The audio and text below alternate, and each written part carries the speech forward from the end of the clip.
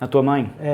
A minha mãe não tem problema, não tem coisas que não possam ser resolvidas para minha mãe. Ela é muito determinada. A minha mãe, você pode falar qualquer coisa para ela que ela vai dar um jeito. Ela vai dar um jeito, cara. E ela é muito altruísta, ela gosta de ajudar. Então isso veio para mim. Eu gosto de ensinar, faço coaching, né, e tudo. Então eu gosto de ensinar muito pelo prazer em ajudar, em ver a evolução do outro e ajudar também. Então, assim, quando você ensina alguém, você tem vários motivadores, né? Tem gente que ensina porque realmente gosta de ajudar o outro, tem gente que ensina porque gosta de mostrar que sabe, e eventualmente tá tudo certo também, é mais por vaidade, tá tudo certo, cada um tem a sua motivação. Eu ensino porque realmente eu gosto de ver a evolução do outro e de entender, fazer a leitura de quais são os potenciais que aquele indivíduo tem e como esses potenciais podem ser explorados, que são diferentes dos meus e diferentes das formas como eu encontrei para potenciar os meus, elevar o nível dos meus potenciais, né?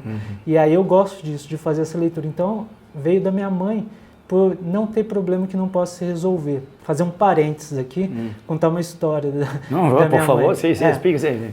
Cara, a gente tem interesse em saber. Explica o porquê você é assim, né? Sim. A minha irmã, ela estava montando, minha irmã mora no Sul, ela estava montando um escritório lá. E isso é 2005, assim, não tinha muito essa coisa ainda tinha até de comprar pela internet, mas enfim, você não achava com tanta facilidade. E aí a minha irmã precisava de uma cadeira de escritório. Eu morava em São Paulo na época, minha mãe estava lá em casa, ela andou pela Consolação, tem muita loja de imóvel lá.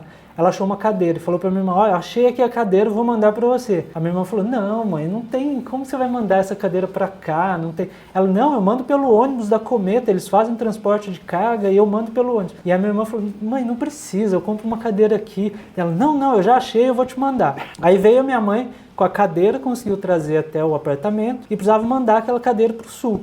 Mas era impossível, assim, primeiro, como que ela ia levar a cadeira até a rodoviária? Aí ela procurou uns taxistas ali, que eles tinham a Meriva na época, era um carro maior e tal. Falou, você me leva isso daqui, coloca essa cadeira aqui. Daí o pessoal, não cabe, não tem jeito e tal. Não. E tava minha mãe lá, assim, como que ela vai mandar essa cadeira? Como que ela vai chegar até a rodoviária com essa cadeira? Era uma poltrona super grande. E aí era época de eleição. Então na esquina de casa, eles estavam, na época, aquele Netinho de Paula, sabe, o cantor, ele estava sendo candidato a prefeito, sei lá, alguma coisa assim. Cara, tinha uma Kombi do Netinho na esquina de casa, cara. E eles estavam adesivando a Kombi. A minha mãe chegou lá, o pessoal nunca viu o pessoal. Isso ela tem mais que eu, ela é bem mais cara de pau do que eu. Eu não faço, eu não chego nesse você é mais nível, discreto, não. mais na Não, tua. sou mais, Ela chegou lá no pessoal e falou assim, seguinte, nem em São Paulo minha mãe morava. Falou, eu sou eleitor do Netinho, eu sempre votei no Netinho, só que agora vocês vão ter que fazer um favor para mim. Eu preciso levar essa cadeira aqui lá na rodoviária. Aí o pessoal falou, não, moça, não tem como, a gente está aqui adesivando a conta.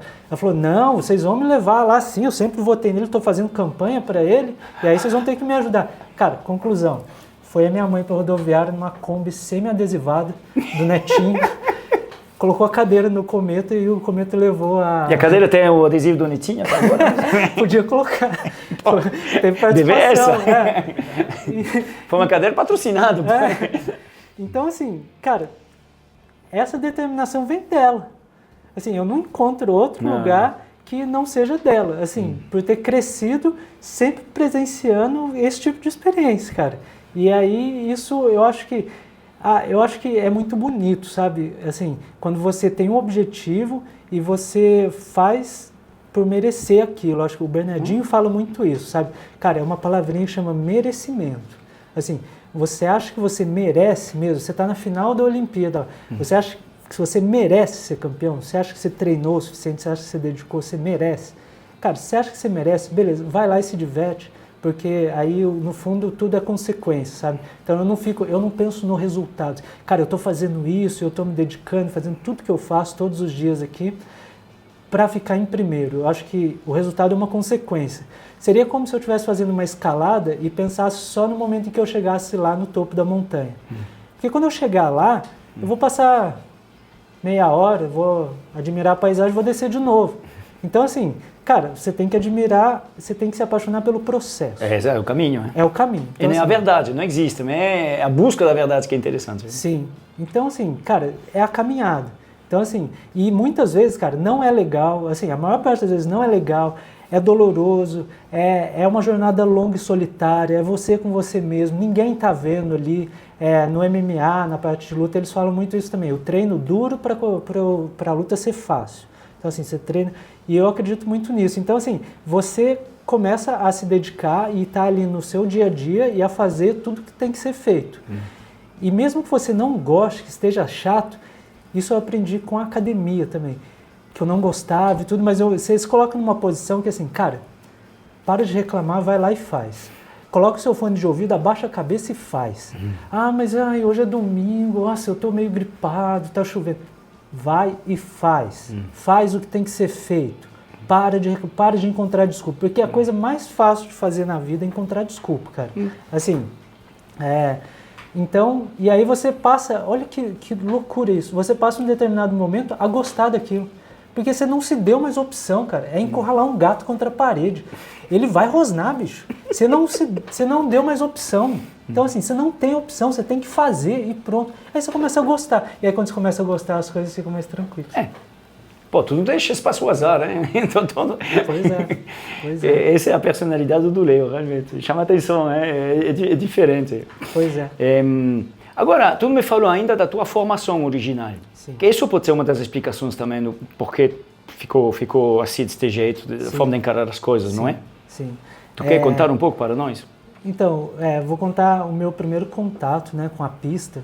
Eu acho que isso foi bem importante para que nessa volta, então com 13 anos, pessoal... 13 anos ainda não tinha formação acadêmica de alguma coisa. Ainda não tinha. Mas eu vou chegar na parte acadêmica também. Mas assim, a formação como piloto, digamos assim, na época. Então, com 13 anos, eu corria de kart, eu sou de Lorena, então corria em Guará, meu pai levava a gente para correr.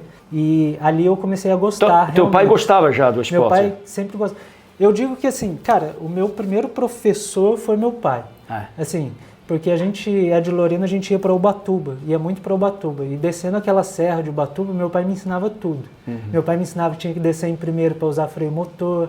Meu pai, ele gostava de acelerar um pouquinho também. Então, às vezes, ele comia um pouco a faixa ali e tal. E aí eu vi, por que ele está comendo a faixa? Ele estava tangenciando a curva, porque ele está mais rápido.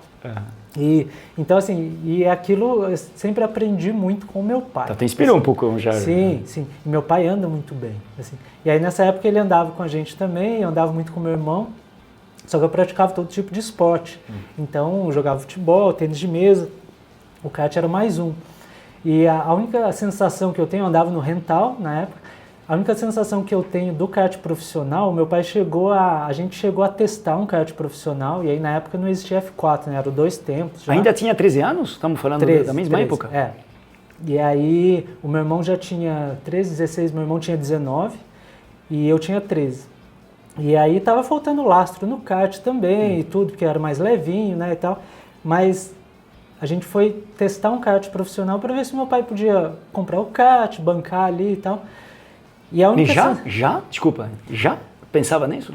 Sim, porque aí voltando a outra parte, cara, se eu vou fazer aquilo, é para ser campeão mundial de kart. E como vem o rental? Desculpa, depois a gente volta. O rental aí veio antes de fazer esse teste. E como vem? Como foi? Rental por causa da pista de Guará, que é do lado que tava de do casa. Lado mais um esporte para praticar. Peguei. E aí, então assim, aí depois de andar um tempo no rental, meu pai proporcionou essa experiência pra gente, que é inesquecível. E a maior lembrança que eu tenho é de colocar o kart na reta, pisar e na hora que acelerar, pô, meu coração vira aqui, ó, no pescoço. E aí eu tirava um pouquinho o pé, acelerava, tirava, e o pessoal até comentava, ele tá com medo. Muito medo, assim, porque com 13 anos, cara, eu nunca tinha experimentado aquela velocidade. Claro. Para vocês aí que andam só de carro, pessoal, você dá 100 por hora num carro, você tá aqui, tá, é uma coisa, você dá 100 por hora a 5 centímetros nível do chão, é diferente. Então, assim, por isso que volta o primeiro vídeo lá do Noel, vale a pena, pelo menos experimentar andar de kart uma vez, vocês vão sentir uma coisa bem... Exato, por aí mesmo. E eu fiquei com aquilo na cabeça. E aí passando, aí acabei me dedicando a outras coisas, fui fazer faculdade, então me formei em ciência da computação, mudei para São Paulo, me formei em ciência da computação. Isso também ajuda a construir esse meu espírito analítico, que é a parte de dados. Então, assim, eu gosto dos dados, eu gosto do levantamento, eu gosto do que é mensurável, eu gosto de tudo aquilo, dos indicadores, de tudo aquilo que se pode medir para, através dos dados e do conhecimento aplicado a essa análise de dados, você fazer a diferença naquilo que você quer desempenhar ali. No caso, eu uso para o kart, mas enfim, o meu trabalho também.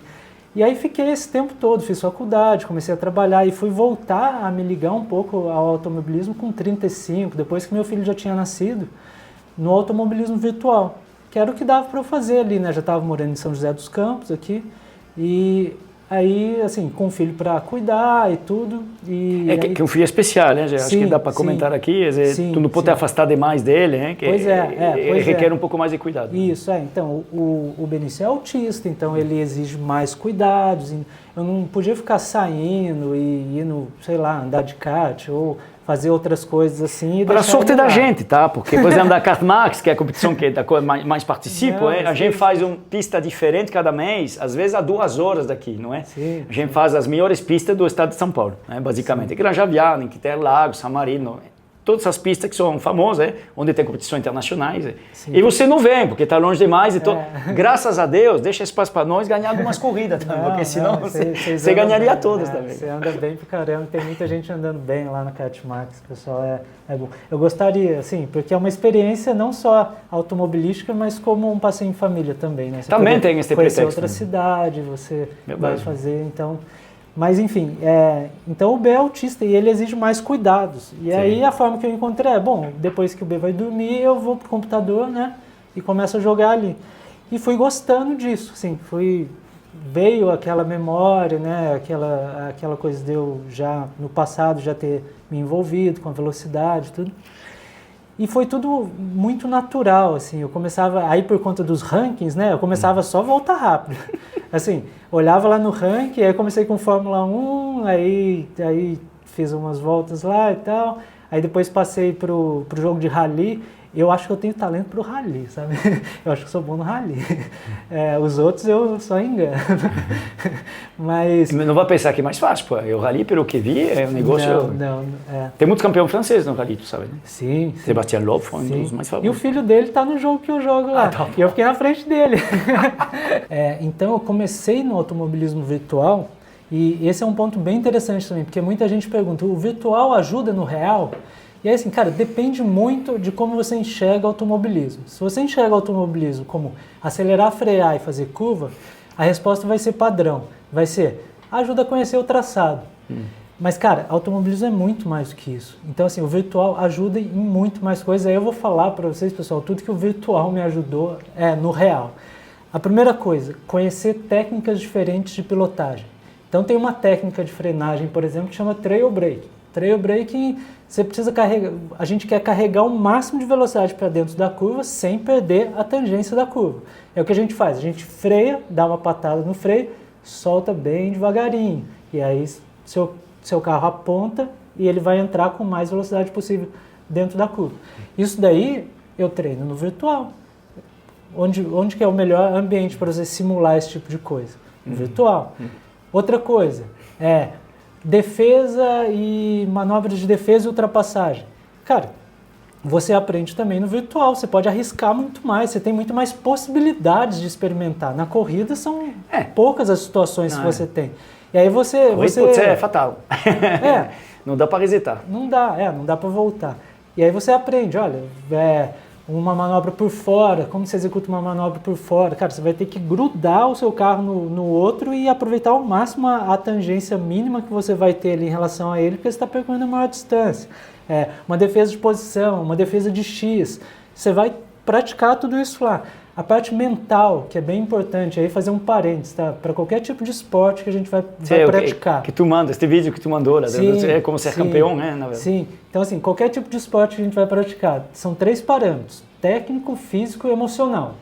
Então você analisa esses 3 pontos, tecnicamente. Cara, tecnicamente eu sempre tive uma certa aptidão, então eu precisei trabalhar menos coisas porque é o meu forte, a parte técnica é o meu forte. A parte física, mais ou menos, sempre pratiquei esporte, tive um certo condicionamento, mas precisei melhorar. A parte emocional, muito ruim a minha parte emocional. Assim, pelo até o que a gente estava conversando. Até testemunhei em algumas situações onde eu estou emocional, então, por aí escorregado. Pois é. No início, né? Sim, cara, mas aí é outro ponto também, Noel. Mas tu melhorou isso, né? Melhorei, mas assim, a gente só descobre o limite de alguma coisa passando do limite. Então, no começo, eu tinha muitas colisões lá, principalmente no kart center, porque o kart ele não tem potência. Então, assim, ele não te dá ação de ultrapassagem. Você quer mergulhar, mas o kart não vai mergulhar. Mas eu precisava entender quais eram os limites. E aí, eu errava. E errar faz parte do processo. O negócio é assim, você tem que saber qual é realmente o seu objetivo, o que você quer alcançar lá na frente. Então, a primeira coisa que eu vi ali no kart center era que eu vou precisar dar uns 2 passos para trás, meu objetivo não vou ligar para resultado, não vai ser ganhar a corrida agora, eu vou fazer essas coisas todas diferentes aqui para eu aprender, eu evoluir, eu ter a minha caixinha de ferramentas com bastante ferramenta para depois lá na frente, aí sim eu vou ter muito mais ferramenta para usar. E aí o erro é uma consequência do aprendizado. Então, assim, faz parte do processo. Só que vinha com uma dose de irritação. Lógico. Mas aí, cara, você está falando com um cara que realmente seja extremamente perfeccionista, que gosta de fazer tudo, mas é um momento que, assim, você tem que, ao invés de se cobrar, você tem que aprender a se perdoar. Então, assim, naquela época eu precisava saber me perdoar. As coisas davam errado, mas assim, era parte do processo. Você tem que você entra na praia, você não passa pela fase de arrebentação lá das ondas, não toma um dado na cabeça para depois ficar tranquilo lá em alto mar. É isso daí. Claro. Você tem que viver.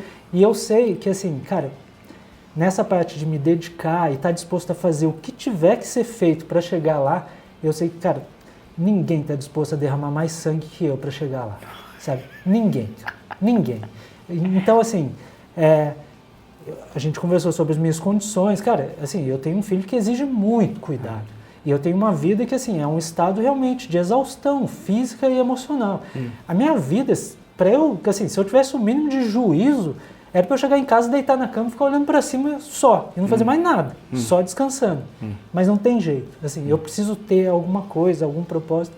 E aí, voltando no... Não, de certa forma, isso te ajuda. Esse negócio do kart, por exemplo, é bacana. Eu também uso o kart um pouco como dizer, uma fuga, sabes? Como chamaria isso em português? É um escape. Não deixa de ser uma válvula de escape.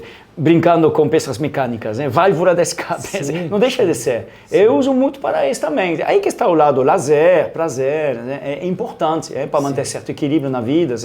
Senão, cara, a gente explode mesmo. E o kart me deu isso. Então, assim, tirando essa parte toda de me dedicar e tudo que eu gosto também, mas tem que ser bem gerenciado, né? Até onde... Porque se eu não fico me policiando, nossa, quando eu sentei no kart, eu falei, bom, eu vou praticar um esporte que exige os dois lados do meu corpo, então eu preciso ser ambidestro. Se eu preciso ser ambidestro, eu tenho que trabalhar a parte esquerda do meu corpo. E eu faço treino até hoje de ambidestria. Então, assim, para citar um exemplo, eu tô fazendo um exemplo, cara, tem N lá. Você é um caso à parte mesmo.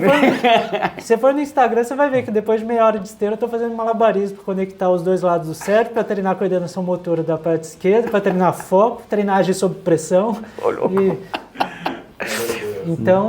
Então, assim, aí voltando ao virtual, então o virtual me deu tudo isso, e o virtual também, ele me trouxe uma coisa que, assim, eu sempre gostei de descobrir qual a técnica, porque cada tipo de carro que você anda, assim, você anda de rally, você anda de um jeito, de kart, você anda de outro, de Gran Turismo, né, de GT, você anda de outro, de Fórmula é outro. Cada um você tem que andar de um jeito. E eu sempre gostei de, assim, descobrir qual é a técnica, a melhor técnica, descobrir, não pesquisar, entender assim, de rally você tem que andar assim, de tentar intuitivamente descobrir qual a melhor técnica para se andar em cada um deles. Assim, no rally, por exemplo, você vai fazer o pêndulo, você vai dar umas bombadas no acelerador, você vai jogar a sua traseira para o lado e tal. No Fórmula, voa! Você voa, vai, pula, enfim. No Fórmula você vai fazer um trabalho que, nossa, eu acho tão bonito, assim, que você freia e à medida que você vai soltando o freio, você começa a virar o volante, à medida que você vai pisando no acelerador, você vai desvirando o volante, quando ele está reto, você está com o pé no fundo. É um movimento tão síncrono, eu acho tão bonito isso. Já num GT você não precisa, você pode pisar até o fundo no meio da curva, porque ele não vai distracionar. E eu sempre gostei disso. E, cara, isso eu acho que, voltando à caixa de ferramentas, eu estou olhando uma caixa ali que parece uma caixa de ferramentas. Então, voltando à caixa de ferramentas, isso me trouxe bastante pontos positivos sobre a parte técnica que eu estava falando, né? Técnico, físico e emocional. Então, o automobilismo virtual me ajudou muito. E aí começou naturalmente, cara, eu a fazer umas voltas rápidas de um jogo que chama Assetto Corsa Competizione, publicar alguns setups e aí começar a vender esses setups. Nunca imaginei que daria para vender. Um rapaz de um site da Nova Zelândia falou, olha, você pode, ao invés de colocar no YouTube, você pode vender aqui no site. E eu falei, cara, mas meus setups são muito básicos, eu mexo em pressão de pneu, controle do pressão de freio, a parte do acelerador, né, do diferencial e tal, e no máximo uma barra anti-rolagem, mas não mexo. Ele falou, não, cara, mas isso que você faz já ajuda muita gente. E assim, e aí eu falei, não, cara, mas não dá para vender isso, então eu vou fazer um produto mesmo. Aí eu fiz 3 versões diferentes, um setup com um estilo, outro com outro. Fui estudar para mexer em mais coisas lá. E aí depois comecei a fazer coaching no virtual, chegar naquele ponto. Mas isso se tornou um negócio mesmo? Você é coisa de trabalho? Sim. Tá rendendo? Sim, já rendeu bastante. Agora eu mudei, né? Eu virei a chave. Então assim... Pô, achou um patrocinador, Max, para não subir. Então, assim, aí o coach fazia mais com o pessoal de fora, que eu acho, o pessoal de fora acho que valoriza, tem mudado isso, o brasileiro está mudando, mas assim, valoriza um pouco mais o conhecimento, sabe? Então, e aí também ganhar em euro é melhor, né? Vai multiplicar, né? E aí fazia com o pessoal de fora e comecei a me interessar por isso, assim, de entender como cada um como eles andavam e na evolução. E, cara, foi super legal, assim, 5 estrelas, avaliação no site de todo mundo. E comecei a gostar disso. E aí, quando eu entro no kart, né, que eu faço essa transição do virtual para o real, que eu tenho um documentário lá no meu canal, se vocês quiserem assistir também, pessoal, que conta esse meu início no Kart Center. Aí, quando eu faço essa virada, eu percebo, eu resolvo, bom, agora eu vou me dedicar só ao kart rental mesmo, a parte real.